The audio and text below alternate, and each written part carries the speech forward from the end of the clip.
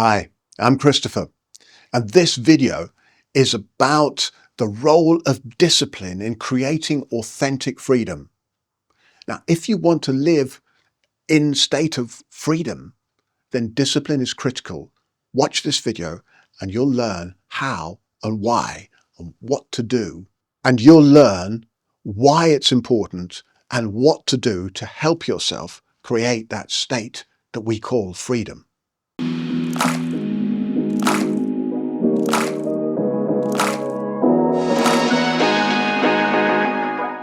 Now, to do this, we're going to have a look at neural plasticity, how your brain changes, and the biology of freedom. Now, when we speak about discipline in mind training, that's meditation type practices, when we talk about discipline in conscious breath work or in embodied practices such as martial arts and yoga, we're not speaking about mere willpower or self-control. Now, whilst self-control and willpower can be very useful skills, we're speaking, to be more clear, about the creation of precise neurophysiological effects, precise conditions that allow your nervous system to change. Now, this is actually crucial information. The brain doesn't reorganize itself because we wish it to. It only reorganizes itself when specific biological signals are present. And these signals are rooted in ancient biological algorithms of survival. They're rooted in survival signals. And these signals evolved hundreds of millions of years ago. So to work with those ancient algorithms which are so strong, we need to have discipline. Now, habit is the neural default, the way the system works. From a neuroscientific perspective, most human behavior arises from habit circuitry, not really conscious choice. We think we have conscious choice.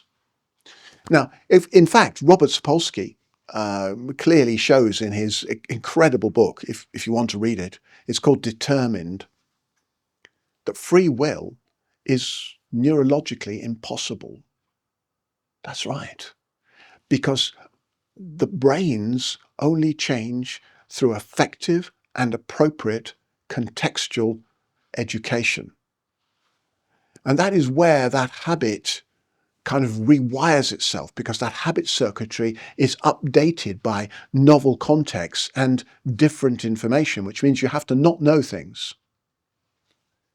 Now, I don't entirely agree with this view, as the global wisdom traditions of mind training, or meditation if we want to use that English term, clearly point towards what I call self-applied neuroplasticity. And self-applied neuroplasticity is the capacity to generate freedom in your biology. And this is where you learn to update your brain yourself through applied practice. Now, this is phenomenal if you think about it. It really is. And this is what I teach.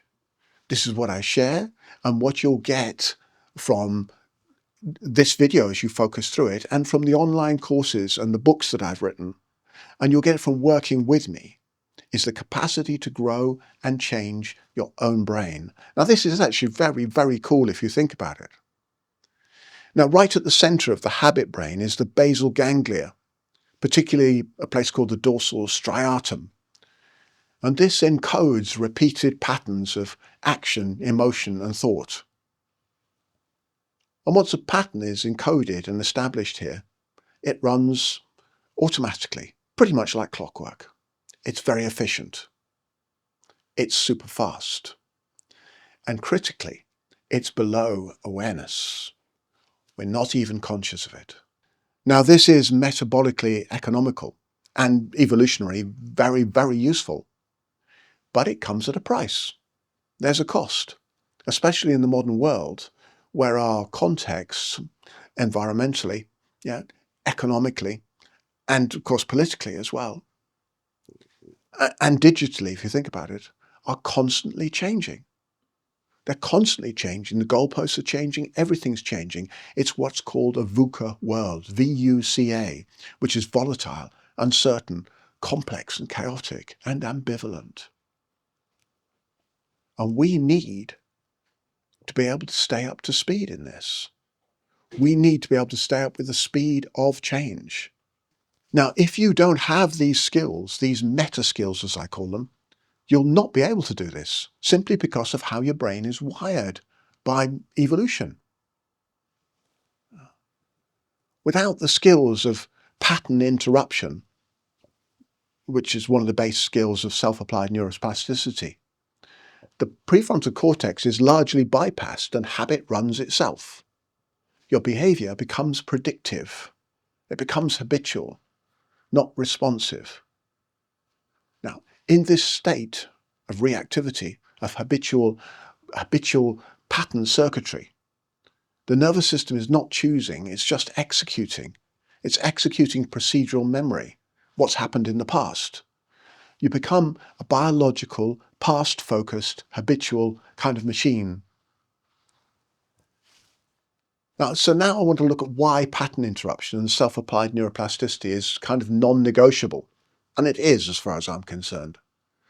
Now, for new neural possibilities, that's new ways of thinking, feeling, being, for new ways to arise, your prediction mechanisms must fail. That means that you must be wrong. And this involves a shift away from the dominant striatal loops of habit and into cortical plasticity networks. And those specifically are the prefrontal cortex. Up here, the newly evolved bit of the brain, it's very young. And that's kind of flexible decision making, if you like. Up into the anterior cingulate cortex, which is the error detection and conflict monitoring part. Checks out whether you're right or not and whether, it's looking for mistakes and stuff, error checking. The insula is the interoceptive awareness and state sensing, feeling into your body and the outside world. And when habitual predictions no longer perfectly match sensory input, it kicks into place. Now the ACC, the anterior cingulate cortex, signals a mismatch. But this mismatch is the gateway to learning. It's the gateway to change. And without it, plasticity cannot and does not occur. There is no change. No mismatch equals no update equals no freedom. Merely habit. Habit, habit, habit. You want a life of habit? That's the way to do it. Now, the curious thing is that breathing is your gateway to neural reorganization. That's right, because in humans, breathing is one of the few behaviors that directly modulates both brainstem survival circuits and cortical awareness networks. Isn't that interesting? And changes in breathing and how we breathe influence carbon dioxide levels in the blood, taking them up and down, and our relationship to the carbon dioxide through the brainstem, because it alters brainstem chemoreceptor signaling. And it also changes the way that the fear-based watchdog of our brain works, because it alters the signaling inside of that. Now, this fear-based watchdog alerts you to threats, which are situations based on your previous sensory experience. So again, it pulls you into habitual responses. And carbon dioxide levels alter the sensitivity of these different parts of the brain. And this is important because breathing changes carbon dioxide levels. Breathing changes blood pH because of the changes in carbon dioxide levels. And that blood pH change, that's acidity, alkalinity, affects the way your nerves work, neuronal excitability, and it affects oxygen offloading from hemoglobin, the red blood pigment, into the brain. So it changes the way your brain works, and it changes the way your major organ works, like the heart and the liver. So it builds wellness or harm in your organs depending on how you breathe. Breathing also affects what's called the vagal afferent input via a part of the brain called the nucleus tractus solitarius. Who comes up with these names? This is the billions of bits of data from your body to your brain. And this directly impacts and influences your perception and your behavior. Now, breath patterns alter and influence this data. They change it quite radically, and that then changes the way your brain works. Breathing impacts the activity of a part of the brain called the locus coeruleus, which is in the brainstem again, and that regulates arousal and attention. It regulates wakefulness, and critically, it influences new learning and memory by indicating what is useful to pay attention to, what's important to pay attention to right now. It also influences mood positively or negatively, and it is the main brain center for producing the arousal neurotransmitter of adrenaline, epinephrine. Okay, it sits next to the key brainstem centers of breathing and how that's regulated. So when those brain centers of breathing regulation are impacted by changes in breath and breath speed, cadence directly influences the locus coeruleus to create vigilance and tension or calm states. Breathing also impacts thalamocortical gating. What a great name, yeah? It's a key filter for data. It's the data filter in your brain, one of them, and whether that in data reaches consciousness awareness or not. And that is influenced by the behavior of the locus coeruleus, the LC, and by vagal tone that we've looked at, and all the arising data from the body as well. And that links in with what and how you pay attention, and it links in with your expectations. So breathing affects all of that. And this is why breathing is regulatory. And this is why breath-based practice, when it's done intelligently, is one of your keys to state regulation, to build calm, focused breath cadence as a body-based procedural habit, working well with your blood physiology. In other words, embodied and available.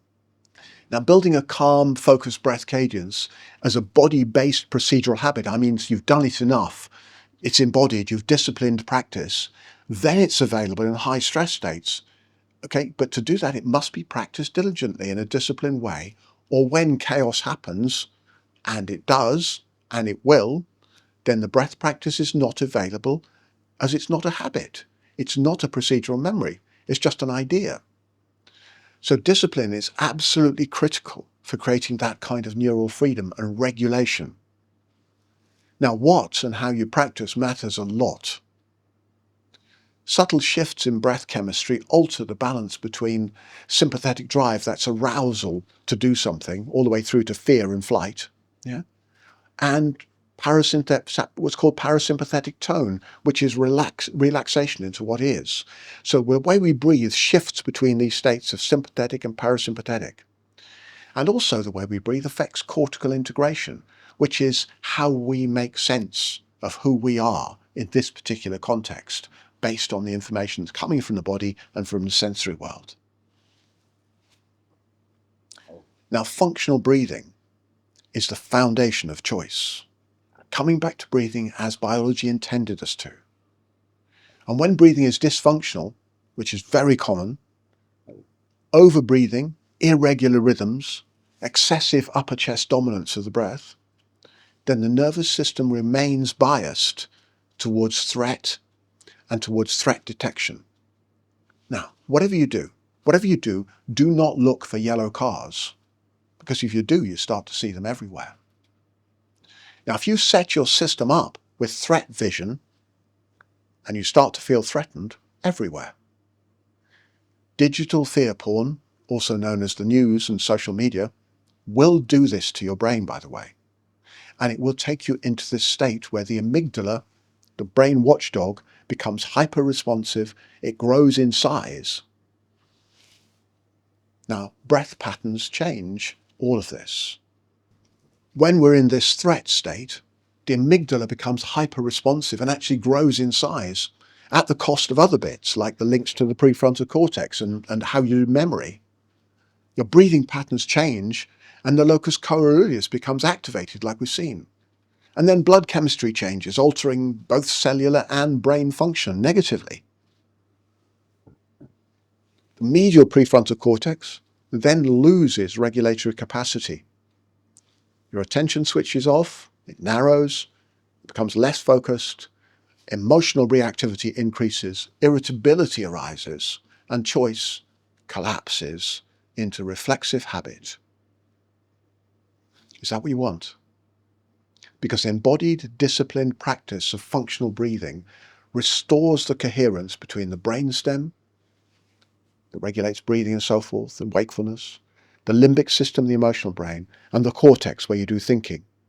And only then can higher order regulation occur.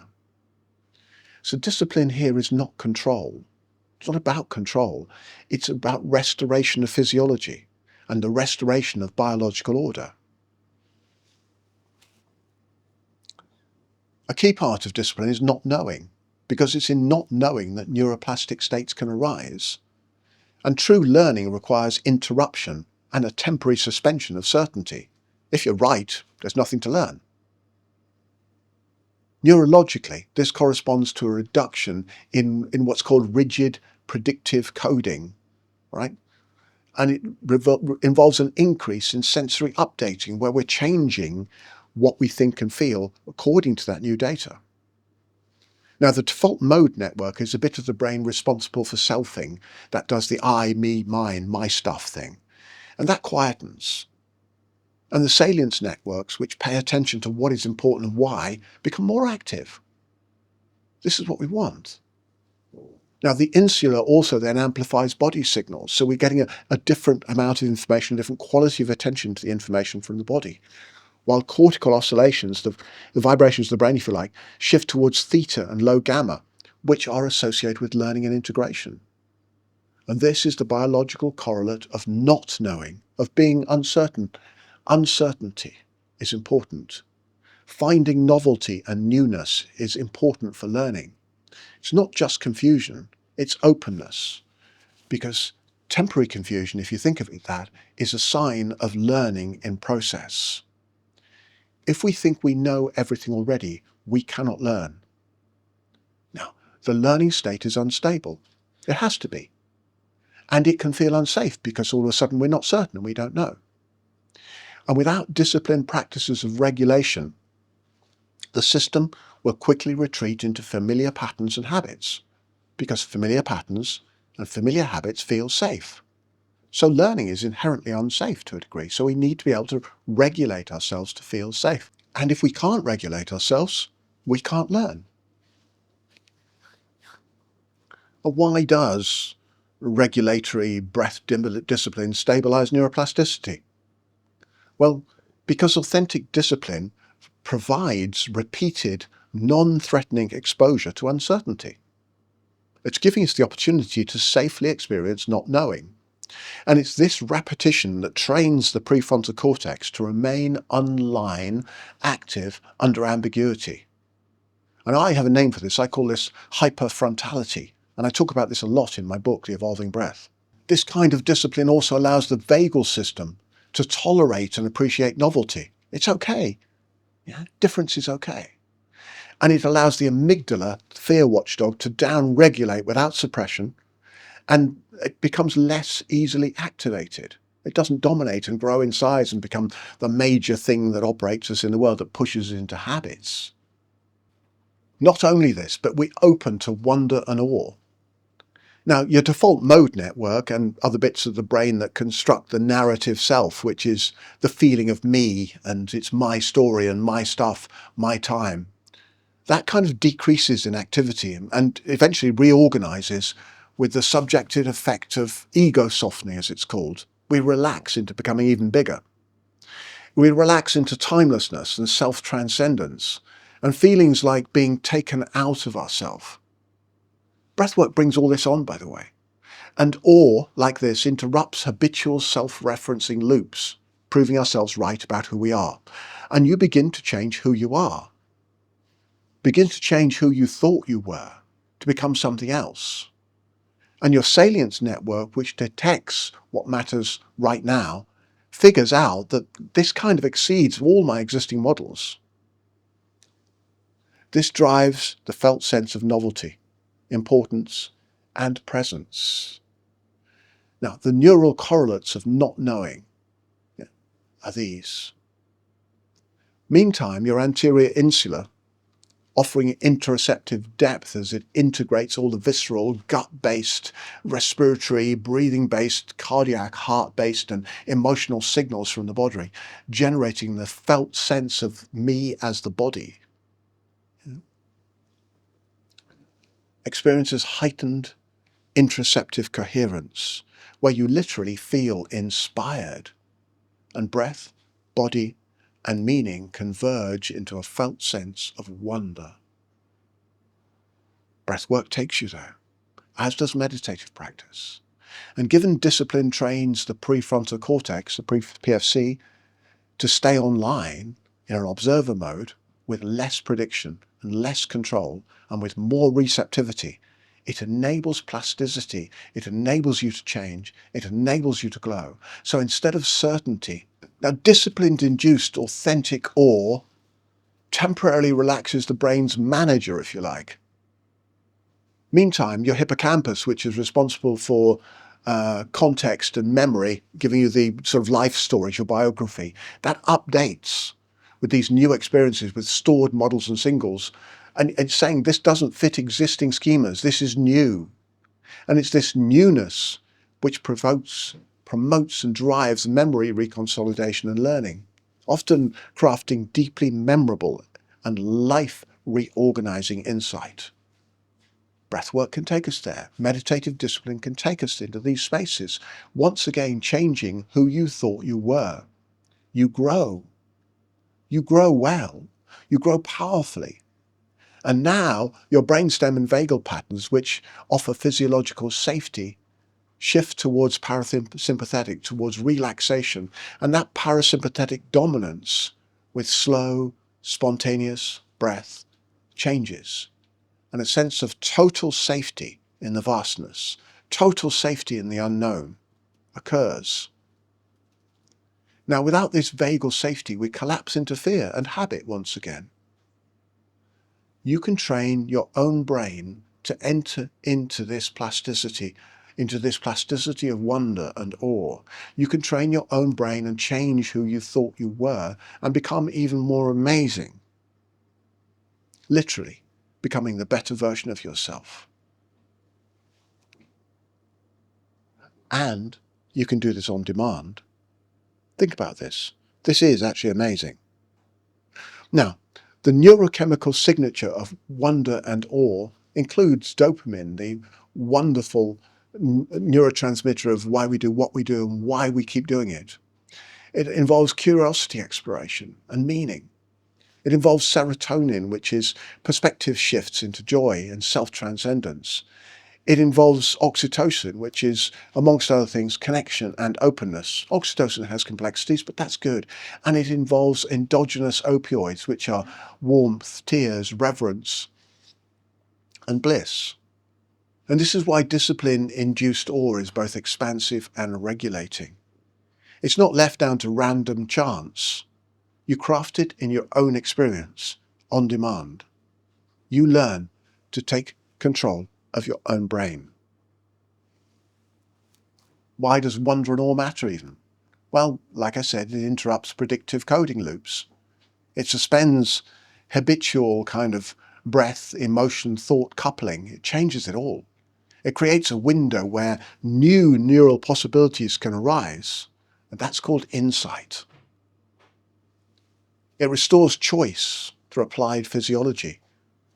Without awe, we live inside kind of rehearsed, meaning-making, predictive mechanisms, and a kind of physiological behavioral habit.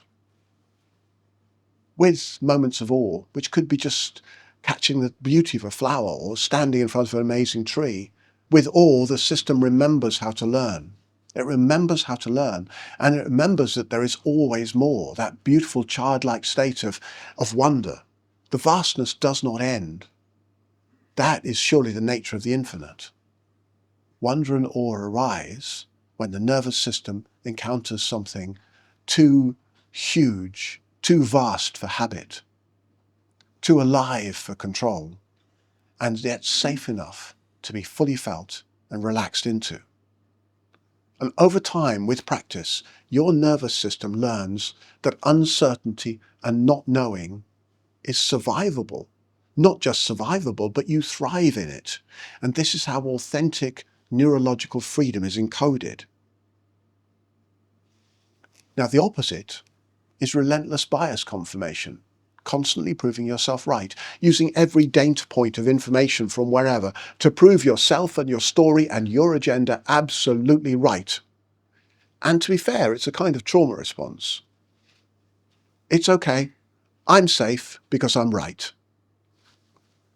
Now, this is the nature of algorithm-driven social media rabbit holes, of course.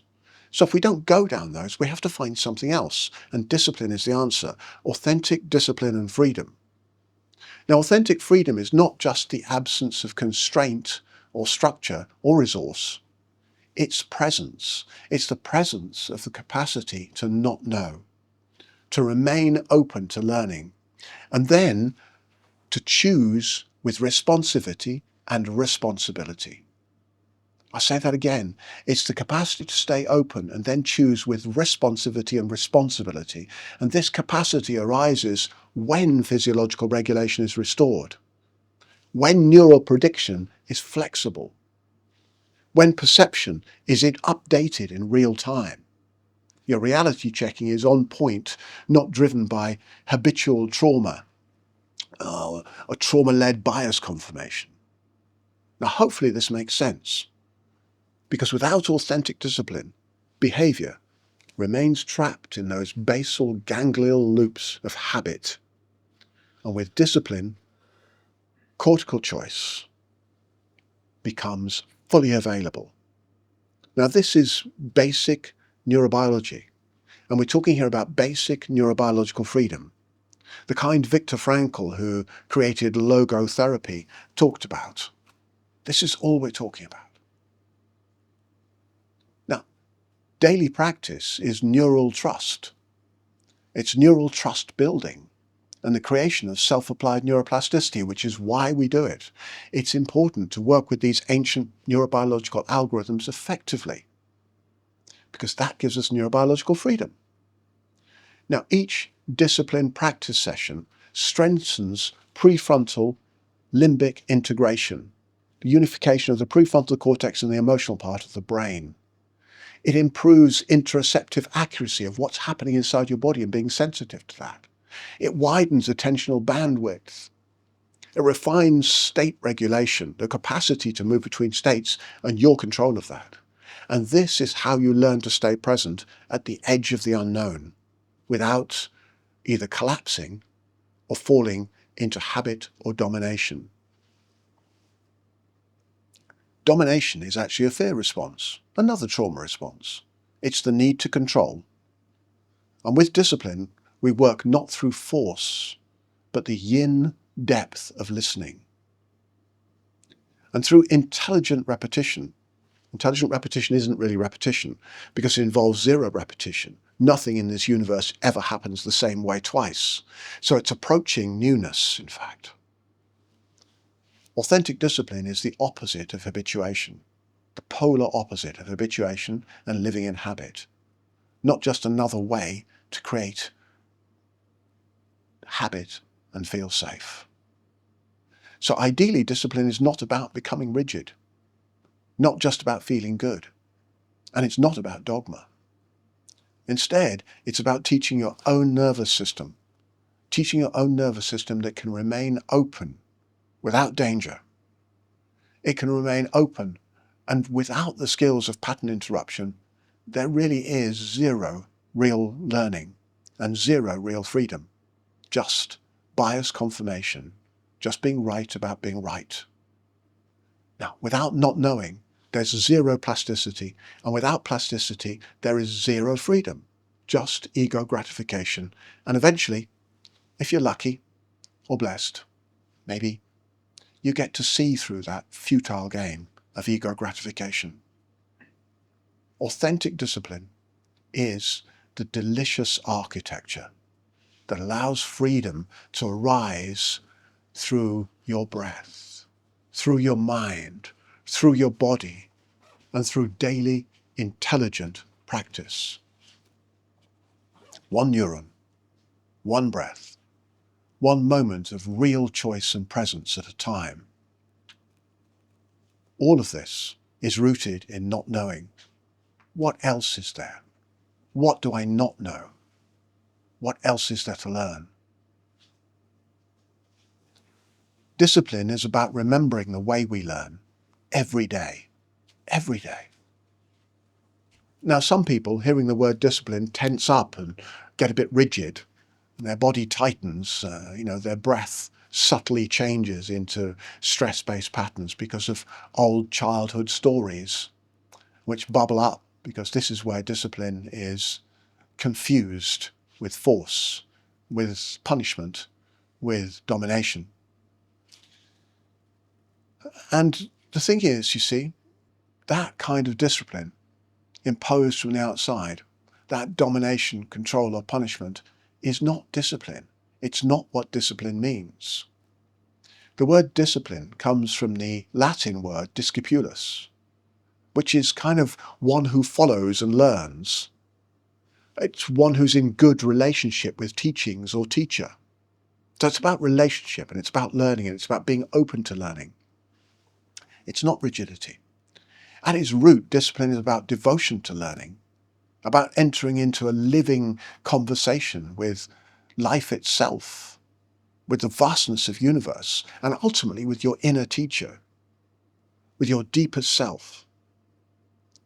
Now, in mind training, or what some people call meditation and conscious breath work, discipline is not something we mechanically apply. It can't be mechanically applied to the body, because this eventually fails, because it's then something that we impose on the body. It has to be something we use to invite the intelligence already present within the body, as the body, to authentically express itself. That's a whole different quality. Now, your ancient biological algorithms, 500 to 350 million years old, now long before we had language, philosophy, or spiritual systems of any kind, biological organisms were already learning. Cells learn constantly. Biological systems organize themselves, learning how to regulate arousal,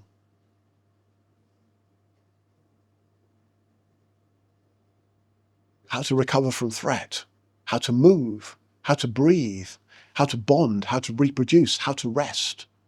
These are ancient biological algorithms, deeply conserved from one life form to another. These deeply conserved patterns of regulation and adaptation shaped by millions of years of evolution.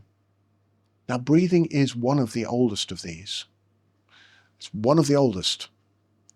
And it sits right at the intersection of your physiology, your neurobiology, all of it, your emotional world and your emotional capacity to be literate, your cognition, how you think and the stories you tell yourself, and your social communication. Breath is right in there in the middle. It's both voluntary and involuntary, both conscious and unconscious, which is why breath is such a powerful doorway, and also why it must be approached with knowledge and care, because it's right at the core of everything.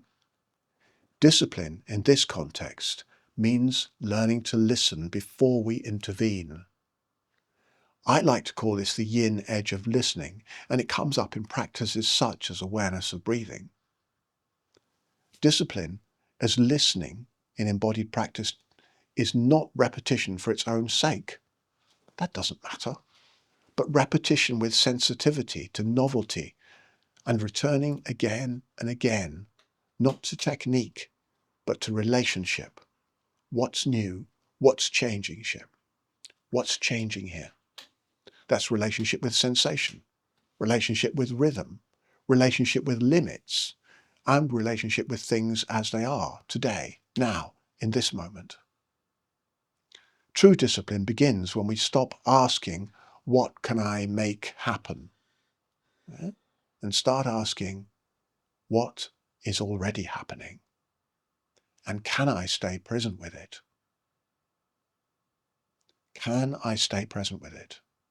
This is the yin edge of discipline. The capacity to remain to feel, to notice subtlety and nuance and change.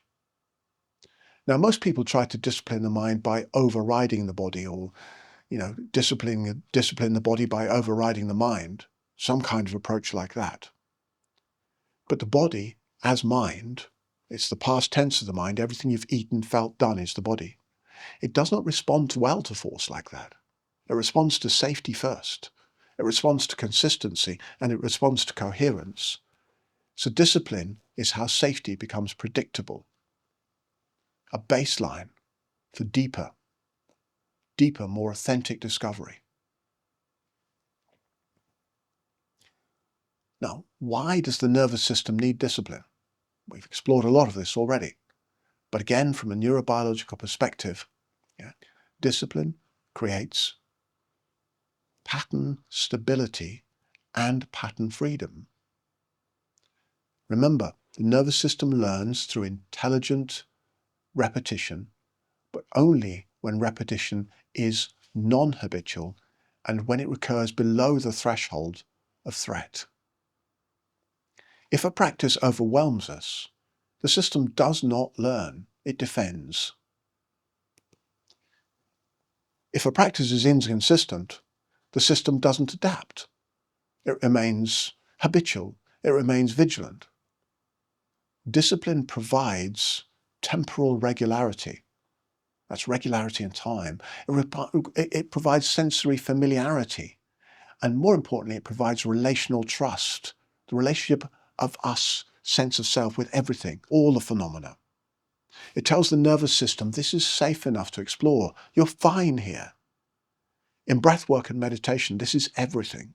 Without discipline, we simply chase states, high states, expansive states.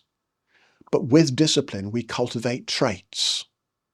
Traits like emotional resilience, attentional stability, interoceptive clarity, being able to feel inside, self-regulation, and vast, choiceless awareness, as well as wise discrimination, being able to understand what is necessary right in this moment, and disidentification with all arising phenomena as we allow them all to play themselves out. Now, these traits are not achieved through intensity or expansive peak states. They emerge through gentle, delicious persistence. What's the difference between control and training? Well, control seeks immediate results. Control wants things to change right now. Training respects developmental time. Biological systems evolve slowly and intelligently.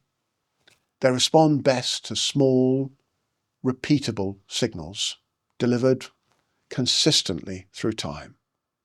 That's how they respond. And this is why ancient traditions emphasize daily practice, because learning requires rhythm, and discipline is rhythm.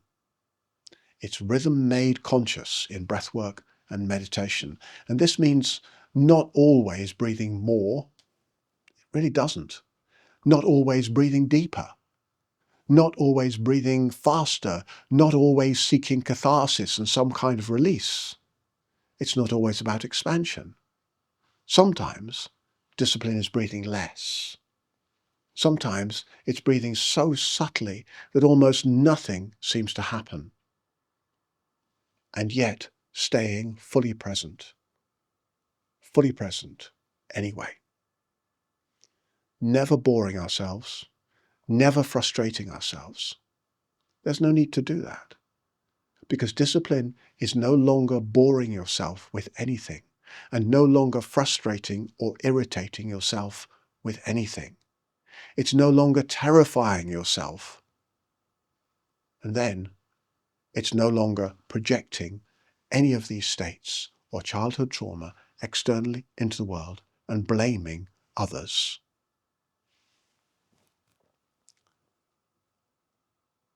Discipline is in the shadow of modernity. Modern life trains us in a very different kind of discipline, a discipline of urgency, of productivity, of immediate outcome, and of blame, Somebody's always responsible, and it's them. We are disciplined to override fatigue, to ignore sensation, to push through stress signals, and to override our natural biological cycles and physiology, whether that's circadian rhythms or menstrual cycles or whatever the cycles are. And then people bring this same mindset into mind training and into work, of course, and meditation and breath work, and they do that, and then they wonder why things unravel. Why do things then fall apart? Because they're not approaching it from the place of authentic discipline, which runs counter to this modern conditioning. True discipline is the antithesis to the modern world, as it asks us to slow down and to find space in time. And now, in a culture of acceleration, in a culture of distraction, to stay with discomfort without dramatizing it is a good thing, and it's a big deal. To find resilience without falling into fragility is powerful. And to sit with our fears, our story making, our meaning making, and our habits without projecting them out onto others is responsibility, and it is wonderful and powerful. Without making any of those things about someone or something else, without blaming anyone, ourselves or others, that is freedom. And it's about finding the richness and nuance of interdependent arising, how everything joins up with everything else, how things actually are, not the ignorance of the blame game. Now, this is not easy in the modern world, of course, but then nothing in traditional yoga or traditional meditative teachings says that it's going to be easy, or that you should feel good and gratified. That is not what it's about. And this is why discipline is required again. Not the discipline of force, but the discipline of returning, coming back again and again and again and again. And in this way, discipline becomes devotion. At a deeper level, discipline is devotion without drama. It's showing up when nothing special happens, when the breath feels ordinary, when the mind is noisy or the mind is quiet, when the body is tired or fully alive. Now, this is where real training occurs, not in chasing peak experiences, like taking some kind of ecstatic drug, but in learning how to be with what is as it is. And again, like I said, no longer blaming anyone. Blame is the thief of joy. No more projections from an evolutionary perspective. This matters. The organism, as you, learns it can stay present. I can stay present without escaping. I can feel sensation without collapsing or running away. I can regulate myself without external control. I can be nobody without getting terrified or feeling diminished or unimportant. I can trust the vastness of this wild universe without the need for desperate meaning-making to feel safe. All of this rewires threat pathways. It restores trust in internal regulation and the capacity to find that.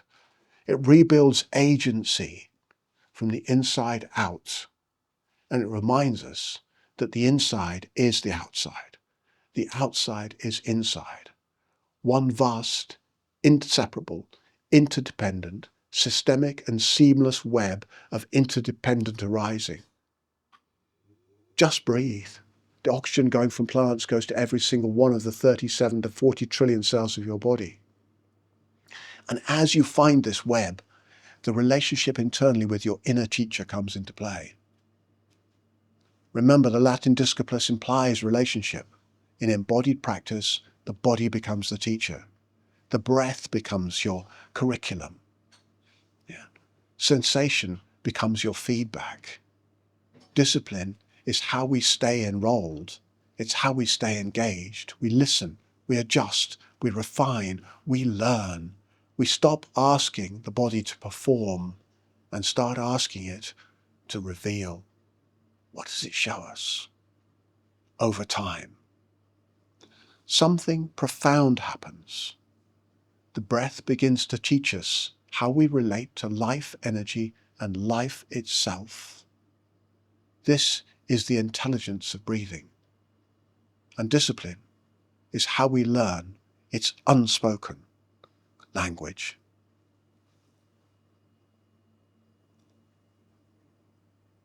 How we learn right relationship with the universe, its source and the continuity. Discipline moves us from effort to elegance. In the early stages, discipline requires effort. We remember to practice. We force ourselves to practice. We remember to slow down. We remember to listen. And we forget and we come back. But with time, through time, discipline becomes less effortful. It turns into orientation, into preference, into choice, into new and endlessly new and expansive identity. Not, I must practice, but this is simply how I live. And then, this is life well lived. And at this point, discipline has done its work. It's reorganized the organism, you, and you are new and alive and awake. And what remains is elegance, grace, reality, majesty, and above all, still, the infinite mystery. And that is the work of discipline.